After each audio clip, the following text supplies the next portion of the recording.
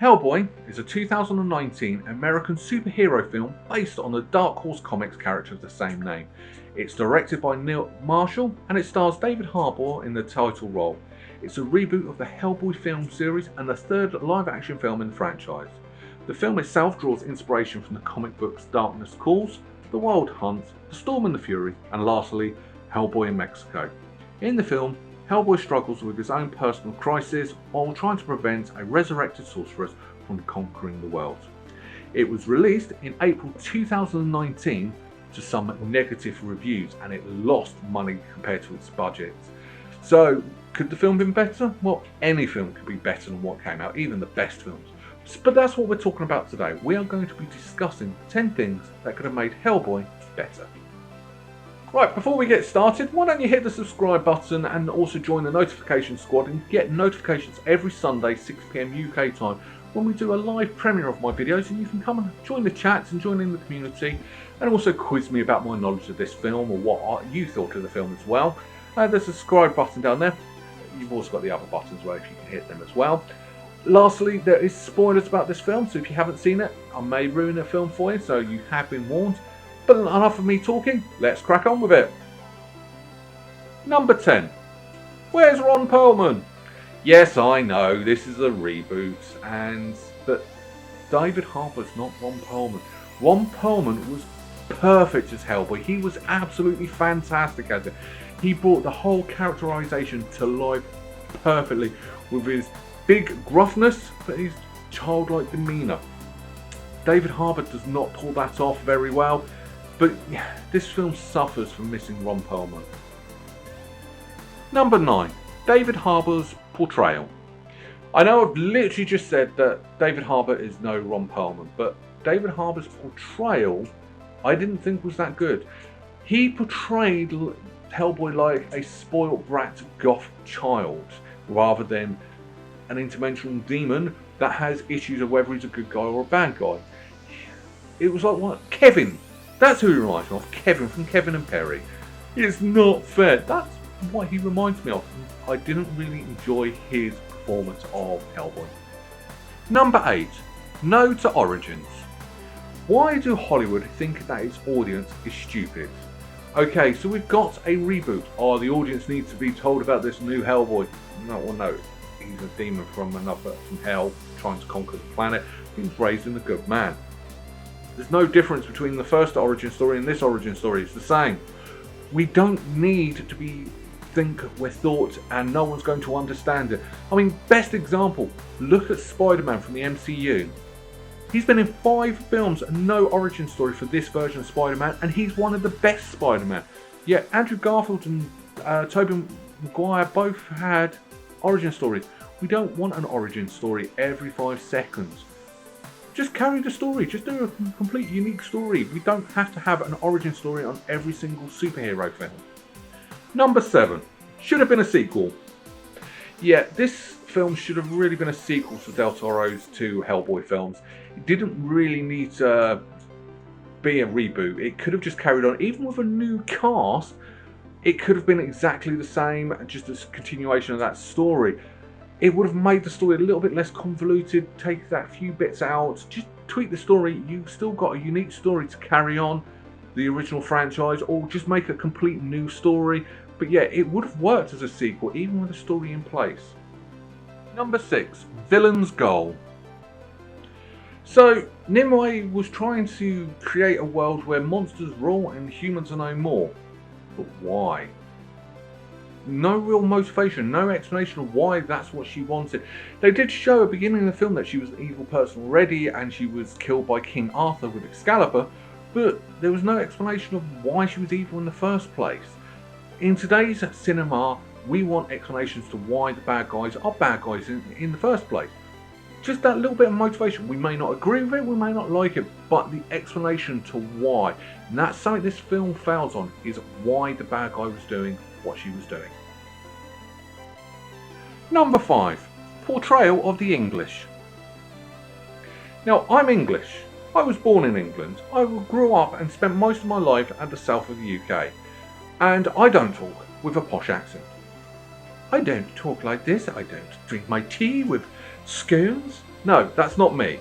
Yet everyone in this film has a really, really OTT bad English accent. No one in England talks like that. Really, no one does. And to make it worse, everyone's walking around in suits, with ties and jackets and hats, with umbrellas and briefcases. No one does that. This film is borderline racist towards us English here. Number 4, bad henchman. So there's actually quite a lot wrong with the henchman. I can't even pronounce his name, so I'm not even going to try. But he was a pig-like fairy. Now, if you do some research, the character he's supposed to be looks more like a goblin than a pig-like fairy. And it was appalling. And what made it worse is, once again, is the poshness. He swears like a trooper, but with a posh accent. No! I mean, he spoke like he was a love child of Vinnie Jones and Danny Dyer. That's what he sounds like, but with a posh accent. No, it doesn't work. Lose the poshness. Number 3, not break the wrestling code. So, in wrestling, one of the biggest rules, especially in Mexico, is you do not take another wrestler's mask off. And yet they did that in this film. That's a big no-no, especially in Mexico.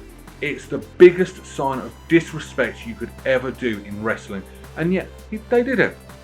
I understand why they did it, but there was another way around it. When he turned into a vampire, have him rip it off himself. It would have been fine. Not have Hellboy rip another wrestler's mask off. I mean, I'm getting the feeling that this film is just a pure insult to me here. Number 2, an anticlimactic ending. So I was getting geared up to having a big fight between Hellboy and Nimue. You know, the stereotypical good versus evil fight. It's going to be brilliant. It's going to be awesome. Nope. One move, he chops her head off. That's it. I mean, come on. This is an action film. We want action. It's a comic book film. We don't beat the bad guys with a war of words. There's supposed to be a fight. There's supposed to be an action. And yeah, nothing. It was very, very anticlimactic, this film. Number 1, Avengers' way of beating the army. So, yeah, in this film, the army of darkness is coming up from hell, just running rampant in London. And what does Hellboy do? Is he getting his friends and having a big old fight to stop them? Is there a new super weapon that's going to send them all back to hell? No, he puts Excalibur back in the ground, battle over. And it is done pretty much the same way as Avengers. Tony Stark nuked one ship, everyone died. But at least in Avengers, you got a fight out of it. But no, it was really anticlimactic. Everything in this film just fell on the duds. Final thoughts. So when these smaller comic book franchises get a big enough fan base, there is ultimately always going to be a film. And I mean, hopefully one day Dark World, which I do work with, hopefully they get a big film adaptation. But this film has ruined a lot of that, because what they do is they don't understand the product that they're actually trying to make a film of. They try to take bits from here, bits from here, bits from here, and just shove it into one big story and an origin story. And it's too much for the film. It ruins and loses stuff because there's too much in there. It's overflowing with information and it's all just being swept away. You don't sink it in. And unfortunately, this is damaging a lot of movie makers making comic book films, especially from smaller franchises. If you took a couple of these things out and just concentrated one, maybe two elements from it and just did that, you'd get a lot more of an enjoyable film. But this film doesn't. Now, I'm normally a fan of musical scores, but same again, this film found on the musical scores as well. It was like just taking templates from everything else. I heard like a bit from Aliens, a bit from Resident Evil. There was nothing original about the music in this either.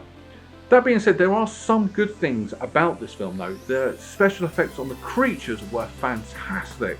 Especially the three giants running around the New Forest was fantastic. Ian McShane was brilliant. He actually was better than how John Hurt played it in the original Hellboy. Out of the casting, he was perfectly cast as that. He had that I don't care, but I do care type of demeanour to his character. And he was a very good addition. But yeah, I'm struggling to come up with good things about this film. So, how would I rank this film out of 10 with my berry meter? Well, sorry, there's only going to be 4 berries on this. It wasn't actually that good. there's no hope for the sequel, even though they've left snippets in post-credit scenes of sequels. I really hope they don't. If they do a sequel, it's another reboot or someone else comes on board to put their vision on it. Del Toro, please come back and do a fourth one. That would be a great help. But what did you think? Is there anything you liked about the film? Did you actually like the film? Should I actually more be asking? Leave in the comments below of what you actually thought of the film, if you thought. Is there anything I've missed off this list that you think could have made this film better? Leave them down below. Or even get in touch with me on one of these social networking sites up here. There's other videos on the screen by now, and I look forward to seeing you next week, 6 o'clock UK time. Bye bye.